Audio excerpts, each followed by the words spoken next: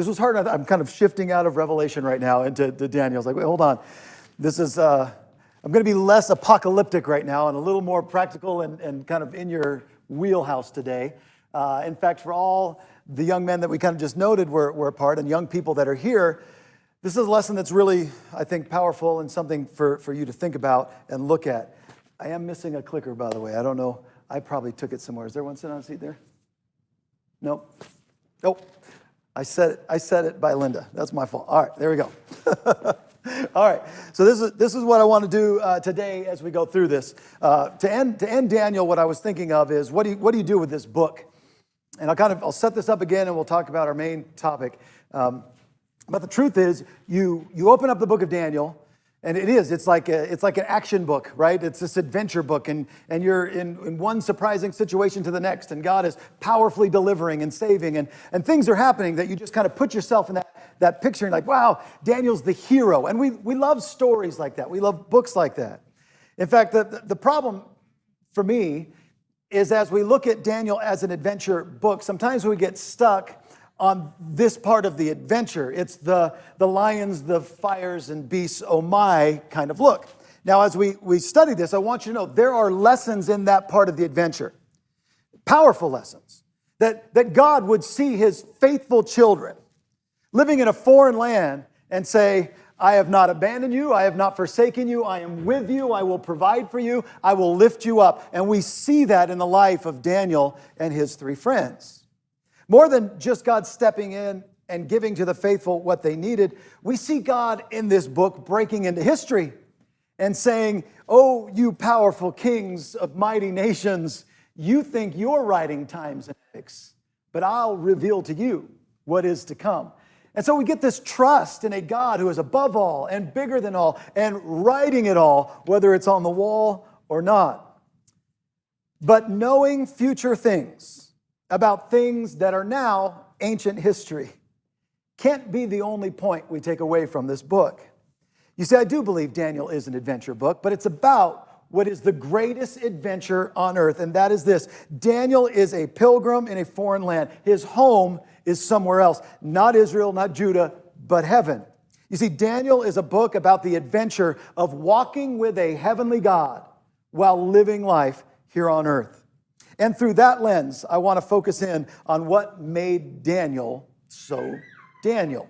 Now, we mentioned last week, and I want to reiterate this, there's no way to miss. You'd have to really be not paying attention to miss the fact that Daniel's life was driven by a constant connection to the divine through prayer.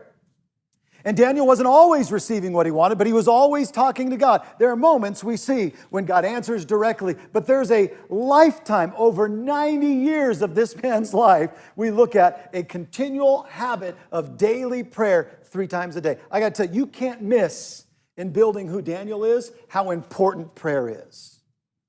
And I said it last week, and I don't want to repreach it this week, but I'll just say to those of you who want to know, what do I do for my kids? What do I give my kids? Look, I know what I would have asked for as a kid. I wanted a car. I didn't get one. I wanted my college paid for. That didn't quite happen. But I can tell you this. What my parents gave me in the example of them pouring their hearts out to God regularly, teaching me to, on my own, connect with God and talk with God, that has changed my life. It has brought me to where I am. And there's one more point in this I want to talk about today, and that is that character does actually matter. Who you are as a person, the traits that kind of build that up are really important in this life. And I want to just, if you will, look at some of those traits in Daniel. And if we can, just in looking at them, prioritize in our own lives, how can we, from this great adventure book of how to follow a heavenly God on earth, build back into our lives these character traits that really matter? And to do that, we're going to have to start asking ourselves the right question. I've been waiting to use this illustration forever. This actually, it happened this May 6th this year. A disgruntled Army recruit left Fort Jackson with an Army-issued MR rifle in hand. I'll just, to save the drama, it was empty, no magazine in it. You just need to know that for how this story goes.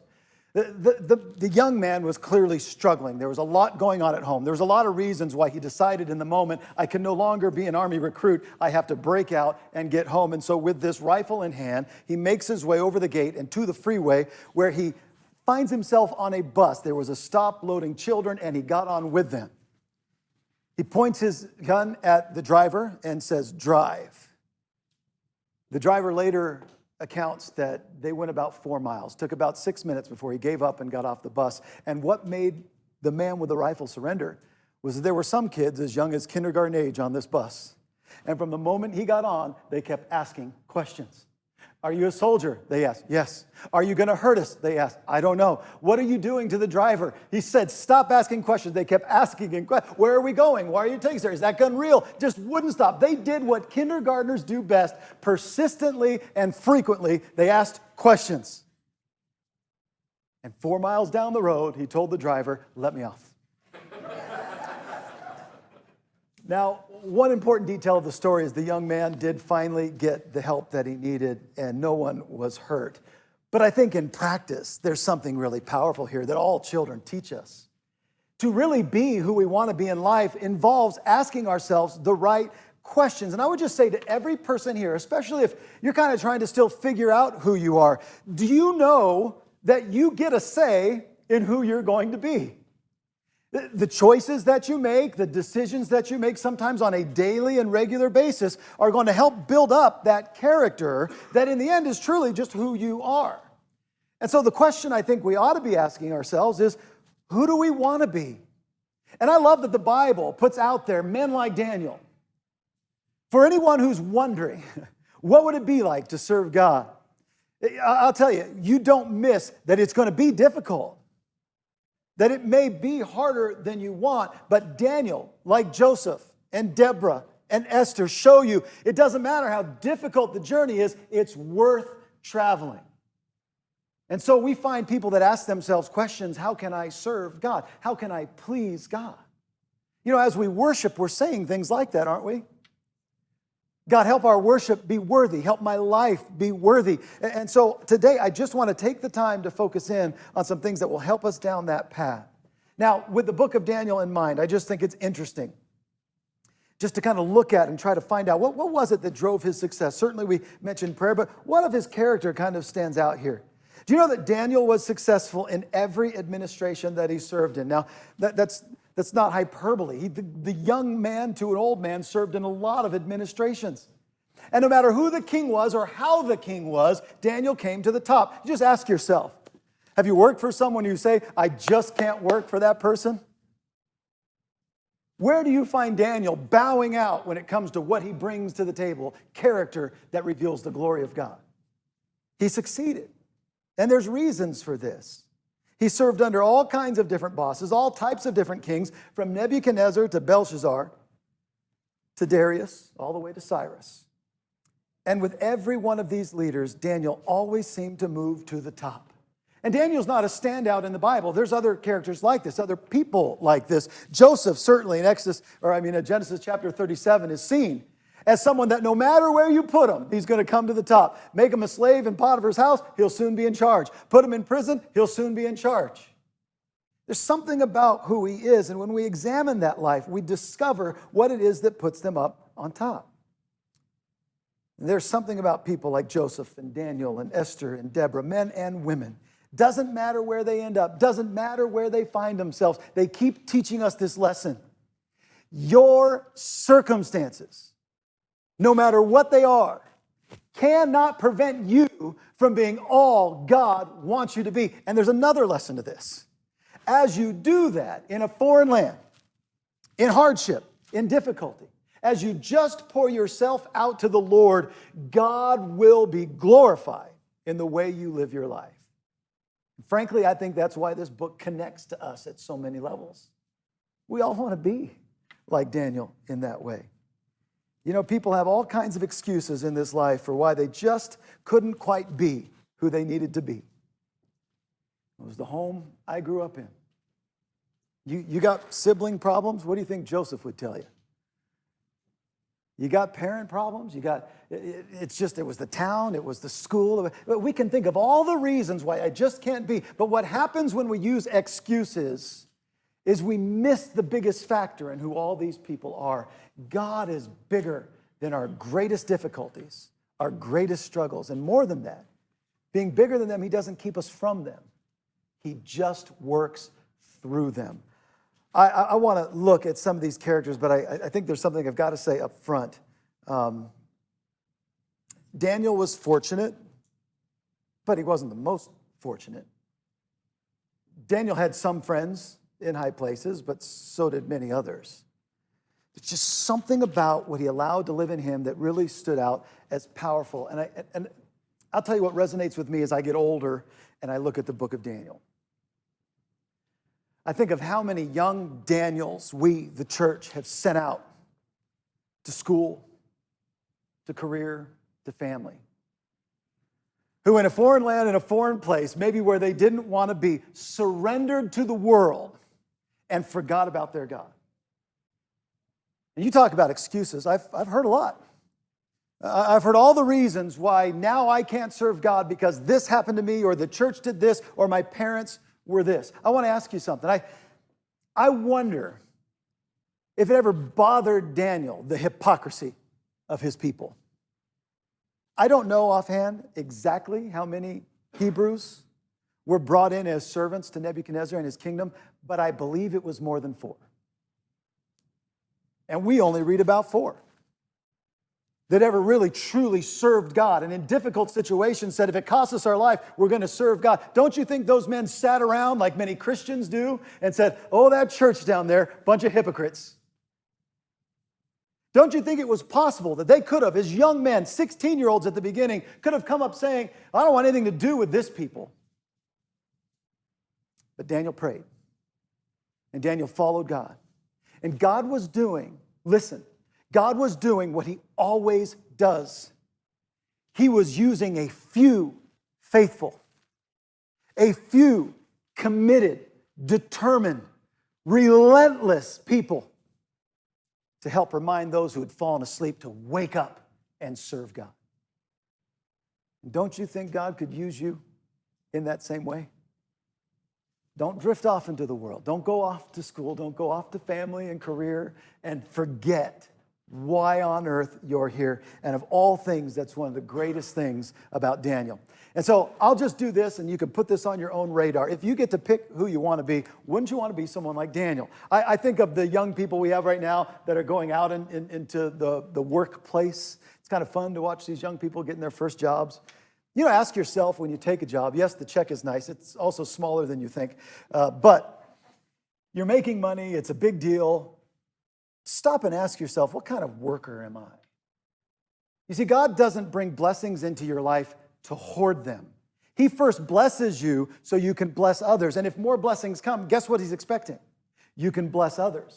And so think about what kind of worker you are. And I'll just do this very quickly because I find it really interesting. And I'll tell you what, if I had any kind of a business, I would hire a guy like Daniel. Here's in the book of Daniel, his work evaluations as we have them. I've got kind of 4 noted here. The first is in Daniel 1:19. It says, the king talked with them, and he found none equal to Daniel, Hananiah, Mishael, Azariah. So they entered the king's service. I was just talking to a young person last night, and I was telling Katie, he's like, that young person knows how to talk to an adult. Like, looked me in the eyes, was respectful, and we had a conversation. Like, that was refreshing. You know, there are things you can do as you enter into this world that represent God well. And there was something about Daniel and his 3 friends, and the work evaluation says there's none equal. I'll tell you, if the king of an empire says there's none equal to these 4 youth, that's saying something. And so how do you want to work? What kind of worker do you want to be? Put everything you've got into it is the idea. Or Daniel 1, just going on to verse 20. In every matter of wisdom, understanding, about which the king questioned them, he found them 10 times better than all the magicians and enchanters in his whole kingdom. Wouldn't you want that person working? They're not just better. We're talking 10 times better. Like, this is, you got one of these, you can fire 9 others. I mean, this is the guy that you're going to get some productivity from.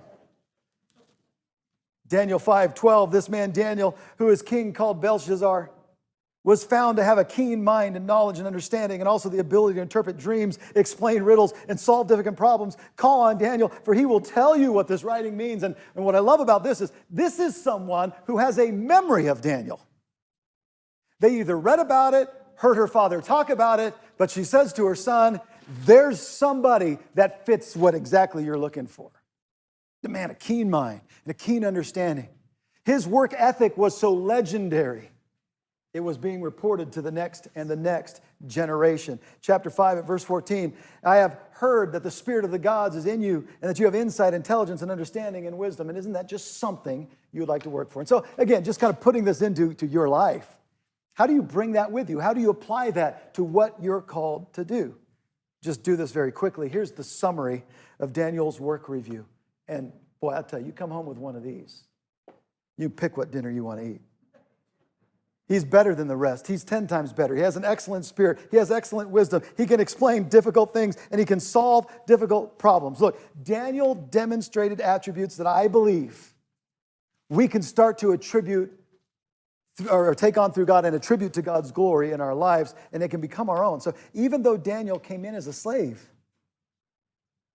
he still worked, and he did his best. And step by step, God used him to promote God's will. I'll just say this, too, about all of Daniel's promotions. He never asked for one.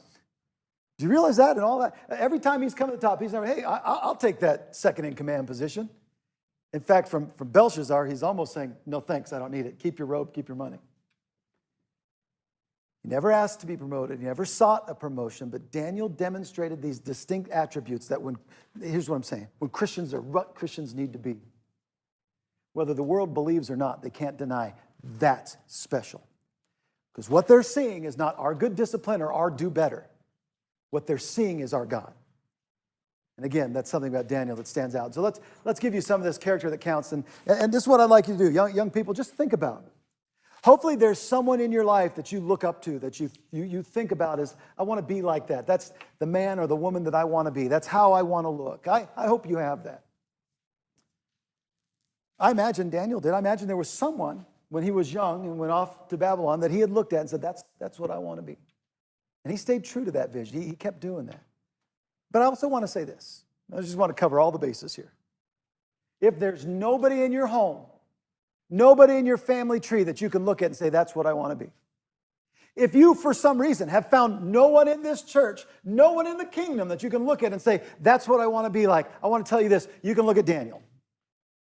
God has made sure that not one person has an excuse to not be more of what he wants us to be in life and to show us it's doable. You can put on these traits to the glory of God. And so I'll just cover these very quickly. And the first is commitment. Daniel was just absolutely 100% committed. In fact, as athletes say, he might have given it 110%. Just commitment, right? That you see it all over his character. It's a desire to remain faithful. That's really the idea. Commitment is so much more connected in our New Testament to faith than anything else. This follow through on what we know God wants us to do. Here it is mentioned in Proverbs 3:1-2, and I love that section of Proverbs. My son, do not forget my teaching, but keep my commandments in your heart, for they will prolong your life many years and bring you prosperity. Just think about Daniel's commitment in a couple key areas. First, he was committed to keeping his convictions. I get careful how I say this. So there's just straight up, God says this is command and do it. And we have convictions about how to keep that. And those convictions aren't necessarily written in the Bible. It's how we've decided to make sure we stay faithful to God's word, okay? Just want to make sure that's clear. So Daniel had determined, for me to remain faithful, here are some convictions that I have. Now again, I've seen this too many times where our young Daniels go out into the world and what convictions they had are challenged by what fits in, what's popular, or what just your new crowd says. And I'll say this, though those convictions were personal ways to keep that law, it's very easy once you start cutting your convictions to cut down faith next. Does that make sense? When you stop standing for things Even if it's just your way of making sure you do what God wants, when you stop standing for things with the intent of standing for God, you'll fall for just about anything. And this is what happens so often to our youth. They start to get uncomfortable about what they've been convicted in, and guess what happens? You're now convicted about something else. And faith is next to fall. Daniel wasn't like that. There were things that he practiced that he just knew, I've got to keep doing. This is for me. It's not for show. It doesn't matter how they feel about it. This is who I am, and I have to keep it up. He maintained those convictions. He lived them out. And I'll tell you what, they not only lifted him up, they lifted up his employers. That kind of commitment helped everyone around Daniel. He was also committed in giving his best. And I should add, in Daniel's case, to every kingdom. Yes, a part of that comes from his believing the word of God. When they knew that they were going to go off to Babylon, God revealed that. He had prophets speak about it. In fact, he had prophets telling his people, when you're there, don't pray to leave because you're going to be there a while. I feel like I've had my parents say that to me every once in a while. Don't ask to come out of your room. You're going to be there a while. But God went one step further. He said, while you're there, you pray for that kingdom. You pray for those people. You pray that through you, God blesses them because God's doing something bigger than you know about. And Daniel did that. How often did he seek the best of whatever kingdom he was a part? And though in Babylon, he was also in multiple kingdoms. Changing of guards, Daniel's fine. This is my kingdom. I'm loyal. What are we doing, Cyrus? What are we doing, Darius? I'm on board. He was committed to where he was. Not comfortable unless there's a problem? Well, Daniel seemed to look that way.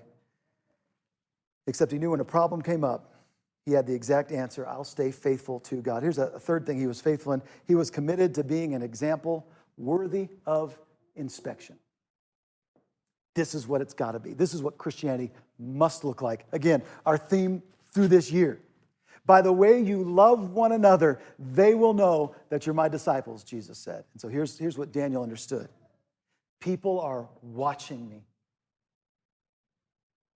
Now, it's easy. It's easy to start a new school, go to school in another state, get a job out of town, be in a place where you just can't quite find the right church. And before you know it, you forget people are watching you, and you're an example. And Daniel shows us that no matter where he was or where he went, he knew it wasn't just that they're watching me. I need to be somebody that's worth watching so that they can see God. And that's the kind of commitment that we need. Look, just think in your own life. How can we level up and be more like Daniel in commitment? Here's another one I see in him. He was competent. Just put simply, that's the skills to contribute. That may seem arbitrary, but just think about it. Proverbs 3 covers the idea. It says, trust in the Lord with all your heart and lean not on your own understanding. In all your ways acknowledge him, and he will make your paths straight. Competence. I'll talk about Daniel's in a second, but I'll tell my sister really quick. She was having a particularly rough day at work. She takes a lot of calls. Everybody does now. And none of them were smooth. And so she was letting it out, and she told me, she said, Josh, I just think there are two kinds of people in this world. Anytime you separate the world into two kinds of people, you got my attention. I was like, oh, okay, well, what kind of people are there? She goes, there are competent people and incompetent people.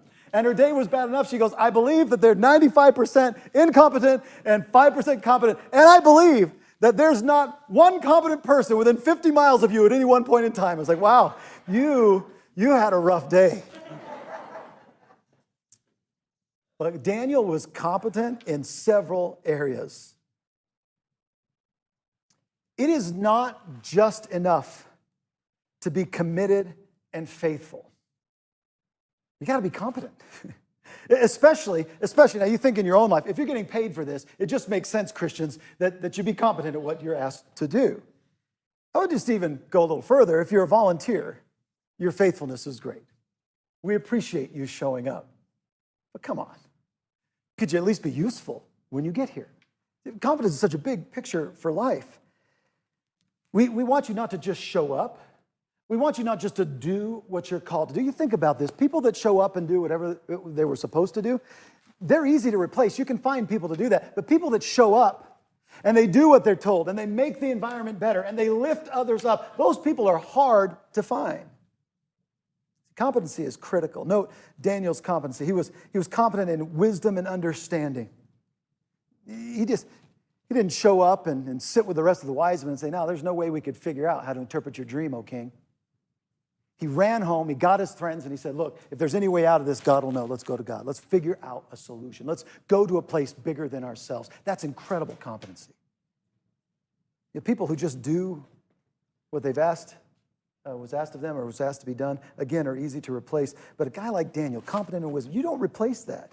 In fact, notice how king after king after king, the one thing that didn't change in the kingdom was Daniel. That's something you don't get rid of. And he was competent in specific areas of training. For many of us, we have specific skills and tasks that we're asked to do. Well, Daniel was competent in specific areas, literature, science, engineering. And so the king knew, this is a guy I want to advise me. This is someone useful. He has something to contribute, not just in word, but in deed. That's competence. And he was competent in more than one setting.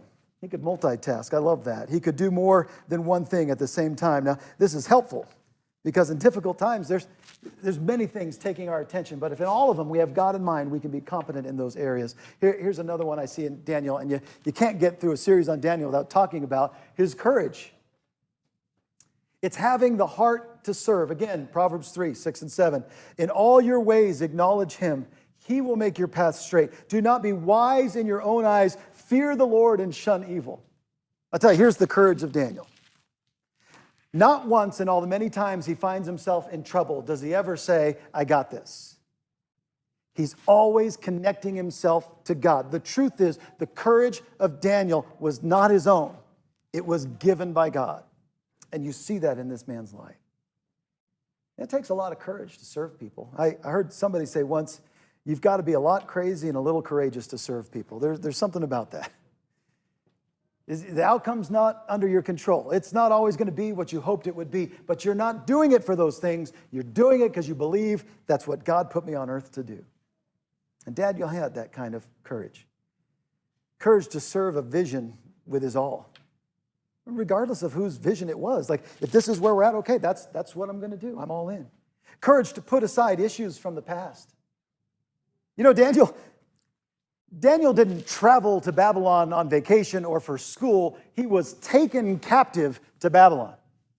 Every king he served, he was a slave of that king. Now, he could have let that bother him. He could have have him refuse to help out in any way. But he put all of that aside, recognizing that in the moment, God might be doing something bigger than addressing my personal situation. He recognized, God put me here to use me to help. You know, service for all of us looks that same way. Courage even for Daniel to die if being faithful to God demanded it. That's courageous. Another one here is his compassion. I got to tell you, in all the ways we want to improve and be the person that reflects God, compassion is going to be high up on that list. It's love to meet those needs. Service without love is really, it's an odd thing. It's not really service. It might be self-service, but it needs love. It needs this compassion to go along with it. So again, Proverbs 3:3, let love and faithfulness never leave you. Bind them around your neck. Write them on the tablet of your heart. Whatever you do, this is bound to what you do. Compassion. It requires us to share the truth with kindness. Not because we've got a better argument or can talk someone down, but in love. It requires us to feel pain for others. It's what fuels our spiritual mission. We should be driven by compassion because the truth is that's what drove Jesus. Matthew 14:14, it says, when Jesus landed on the shore there, he saw a large crowd and he had compassion on them and he healed their sick. You think about, he had important things to do. And they must have included it. His compassion moved him to serve where it was needed. Just have you note, compassion is not allowing someone to do subpar work and just walk away. It's stepping in and helping out. I can think of the greater lessons I've learned in life is when I was just good and ready to mess something up completely. and someone in kindness and love stepped alongside and said, there's a different way. That's courage and compassion. Just get involved, help out, put your heart and your love into it. Compassion's finding some other place for them to be where they can do well. Compassion's challenging them to do better. I'll tell you, for Daniel, it hurt to give some of the message that God told him to give. In fact, in Daniel 4, he told the king, I wish this was about your enemies. It's about you. But because of that honesty and that love, Nebuchadnezzar completely changes his mind about who God is. And that's powerful for us as well. I'll give you one last one here with Daniel is his creativity.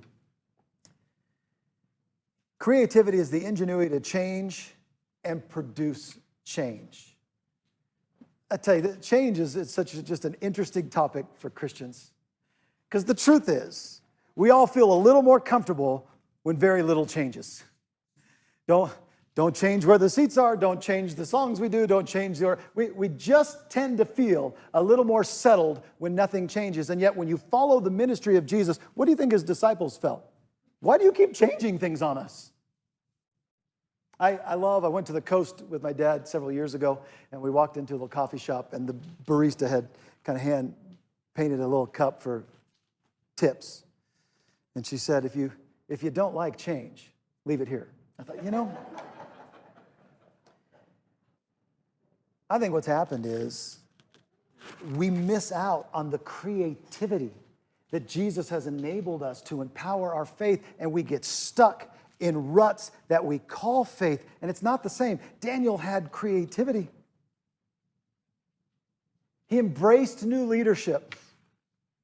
You think about that. Where was Daniel's rant when each king succeeded? And by the way, from Nebuchadnezzar to Belshazzar, there's a couple we don't even hear about in the book. Where was his pity party with his friends? Can you believe who we elected this year?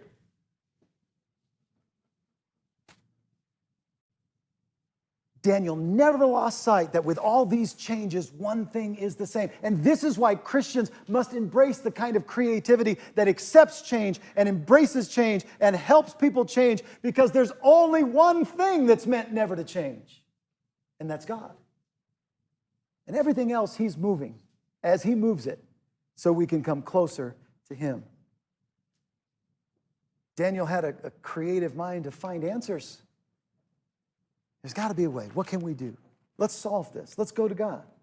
Daniel had a creative way to take on new areas of responsibility. With each dynasty, with each king, there was something new on his plate. And instead of just throwing his hands up and saying, I don't know, he said, all right, God, let's figure this out. Where do you want me now? What a beautiful picture that is. You see, he sought excellence, not promotion. But his excellence led to promotion. See, Daniel's ability to excel is what often kept him up on top. So just keep those character traits in your mind and just try to focus in on being a little more like Daniel. I'll just give you these last few as a flyby on things that stand out in this book. And why I love the story of Daniel is it perfectly tells the story of a young man all the way to his old age. In fact, there's a little tear at the end of Daniel. Chapter 12, by the way, is a prophecy full of a picture of God's holy ones being persecuted. The book ends with Daniel in tears. The vision of God's faithful, God's holy ones being mistreated, as he knew very well what that looked like, what was horrible for him to see. And the truth is, as you get out of that picture of Babylon, you've got to remember, Daniel didn't. That's where his life ends. And so you have this picture of a man faithful from his youth all the way to his old age. And the one standout quality with Daniel is his willingness to stand in the gap for God regardless of situations. He refused to give in. Not even once, no matter how tempting, did he act counter to what was faithful to God.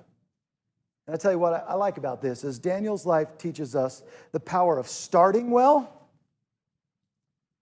But listen, I've seen this. Starting well doesn't mean that you're necessarily going to end well. There's a lot of choice and opportunity, or as Solomon would say, time and chance or circumstances in between. And what you do with those matters. And so what Daniel teaches us is not only a good start, but how to stay relevant for 90 years by focusing in on God.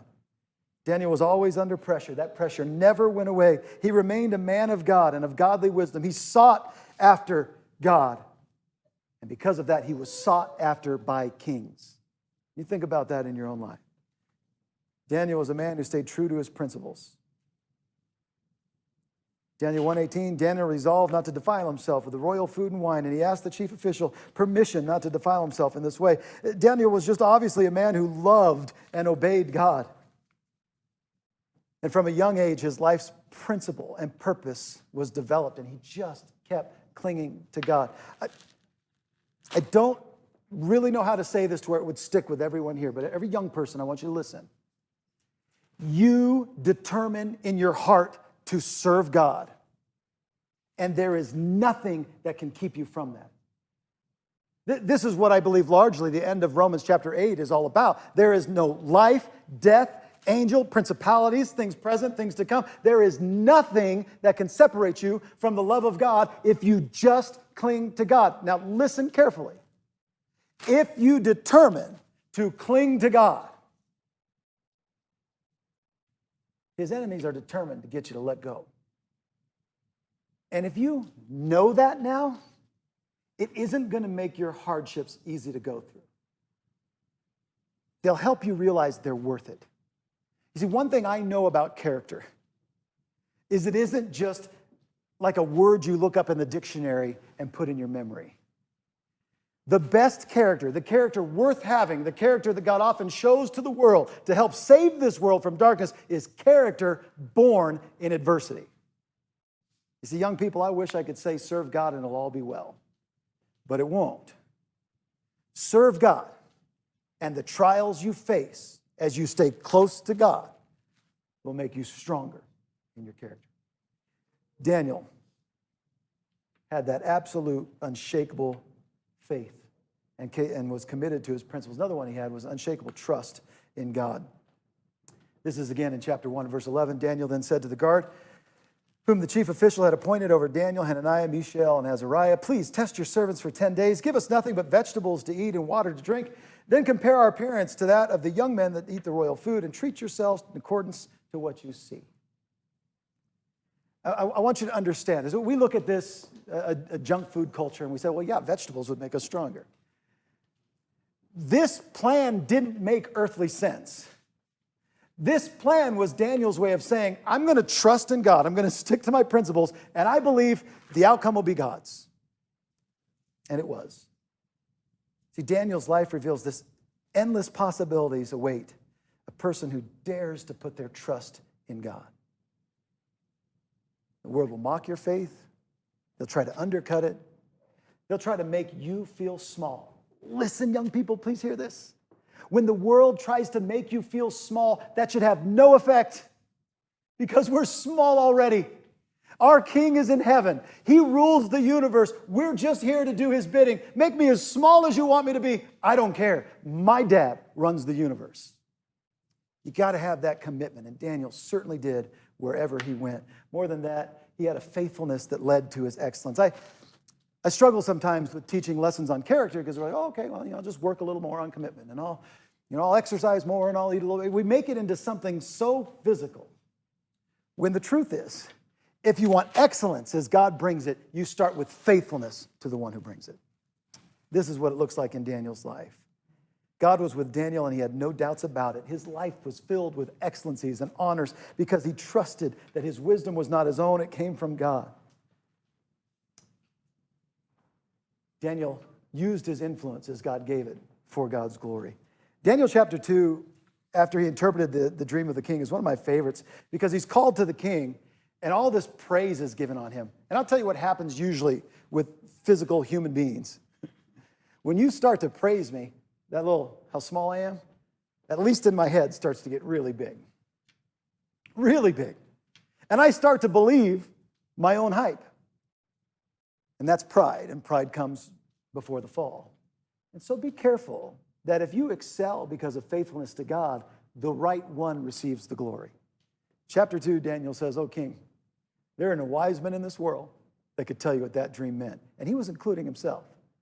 He says, "But there is a God in heaven who knows these things and has revealed it to us. Give thanks to that God, O king." And finally, unquestionable character. Are you building in yourself such a character in this life that people realize, like Daniel's enemies, there's nothing we can pick apart? You know, this is a good guy, but he lied about this. Or this is a nice lady, but, you know, she's kind of phoning it in over here. Like Daniel presented something so for God that even his enemies said, you know what we got to do to get him? We got to make something up. And don't be discouraged. Because as you develop this kind of unquestionable character, the world will make stuff up. But because you're small and you're in a big God's hands, that's going to be okay. You'll survive. Proverbs 16:7 says, when a man's ways are pleasing to the Lord, he makes even his enemies live at peace with him. And that's one outcome. Daniel's enemies died. But the truth is, put your faith in God and let him be glorified in what you do. This is the final thing of Daniel that I learned in all of this, is that God is absolutely pleased with those who pursue him.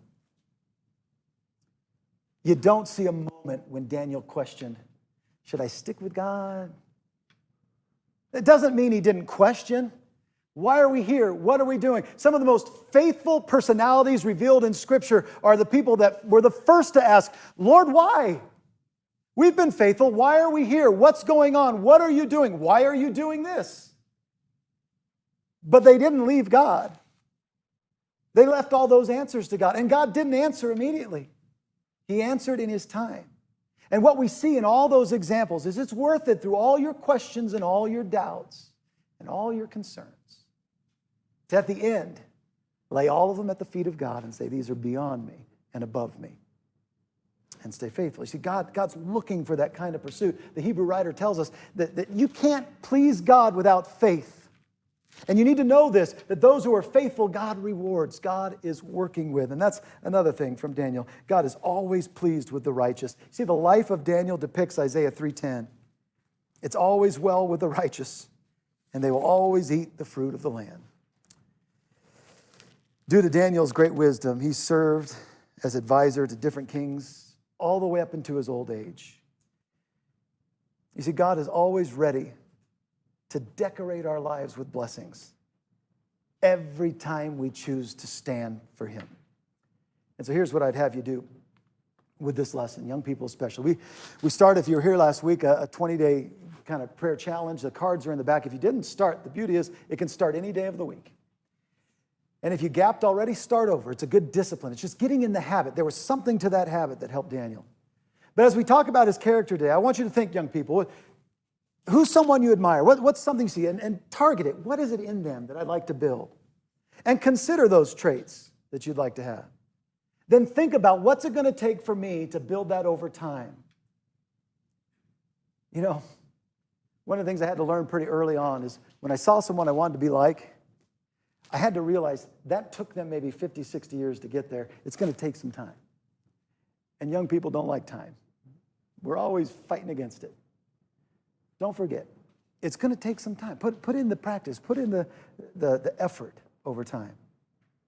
And ask yourself, if it's always helpful, what kind of legacy do I want to leave behind? When my life is over here, not will people be talking about me? Will people be talking about the God I serve? This is why we love the book of Daniel. We're still talking about a God that Babylon had never heard about, who's still written in their history books. We're still talking about that God. Another just key to help is aim for growth, not perfection. It's a process. We get the luxury of looking at Daniel's life from 16 to 90. It's going to take you some time to get through this race. Don't give up if you have a bad day. Go back to God. Seek God in prayer. You see, I believe with all my heart that the very best character is built in adversity. And so the final prophecy today is one that Jesus gives. In this life, you will have trouble. But trust in him. He doesn't promise to take your trouble away. He promises to keep you company in a way that reflects him on this earth. And so I would just tell you, keep looking to the book of Daniel. It is an adventure book, but it's about the best adventure you can have. It's about earthly people living for a heavenly God. What a great source God's given us in his word. Let's put the song up that we're going to sing here in a moment for encouragement. And I will ask, if you're here and you've not become a Christian, hopefully today you're thinking about some of the best character you've seen in your life. And something that stood out for me, and again, this is just my situation, but there were enough people in my life along the way that I saw that I wanted to be like, that were Christians, that I finally put together, maybe that's the key that goes in first. And so for you, maybe it's time to build character, but the only way to do that right is to seek Jesus first. Would you today empty yourself and put on Jesus Christ in baptism? Then become what he wants you to be so the world can see.